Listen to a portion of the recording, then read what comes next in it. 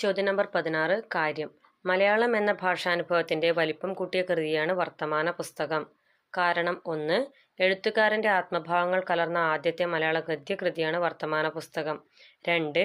അന്നത്തെ നാട്ടുമലയാളത്തിന്റെ ശേഖരമായ കൃതിയിൽ ക്രിസ്ത്യാനികളുടെ വാമൊഴിയിൽ മാത്രമുണ്ടായിരുന്ന വാക്കുകൾ കൂടി കടന്നുവന്നിരുന്നു. ശരിയായ ഉത്തരം കാര്യവും 2 കാരണങ്ങളും ശരി. കാര്യം. മലയാളം എന്ന ഭാഷാനുഭവത്തിന്റെ വലിപ്പം കൂട്ടിയ കൃതിയാണ് വർത്തമാന പുസ്തകം. കാരണങ്ങൾ 1. എഴുത്തുകാരന്റെ ആത്മഭാവങ്ങൾ കലർന്ന ആദ്യത്തെ മലയാള ഗദ്യകൃതിയാണ് വർത്തമാന പുസ്തകം. 2. അന്നത്തെ നാട്ടുമലയാളത്തിന്റെ ശേഖരമായ കൃതിയിൽ ക്രിസ്ത്യാനികളുടെ വാമൊഴിയിൽ മാത്രമുണ്ടായിരുന്ന വാക്കുകൾ കൂടി കടന്നുവന്നിരുന്നു. ചോദ്യം നമ്പർ 17. ചേരുംപടി ചേർക്കുക. പട്ടിക 1. ശബ്ദധാരാവലി, നവയുഗ ഭാഷാ നിഘണ്ടു, പുരാണിക് എൻസൈക്ലോപീഡിയ, ശൈലീ നിഘണ്ടു. പട്ടിക 2. BC Balakrishnan, T Ramalingam Pillai, Sreekanteswaram Padmanabha Pillai, R Narayana Panicker, വെട്ടം മാണി. ശരിയായ ഉത്തരം A 3, B 4, C 5, D 2.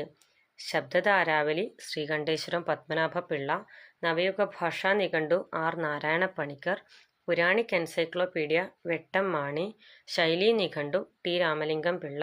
Shabdadharavali Sreekanteswaram Padmanabha Pillai, നവയുഗ ഭാഷാ നിഘണ്ടു R നാരായണ പണിക്കർ, പുരാണിക് എൻസൈക്ലോപീഡിയ വെട്ടം മാണി, ശൈലീ നിഘണ്ടു T രാമലിംഗം പിള്ള.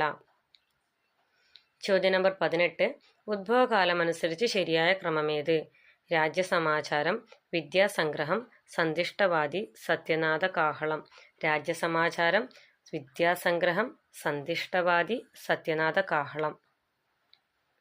ചോദ്യം നമ്പർ 19. കേരളവർമ്മയുടെ മണിപ്രവാള ശാകുന്തളത്തിന്റെ ആദ്യത്തെ പേര്? കേരളീയ ഭാഷാ ശാകുന്തളം.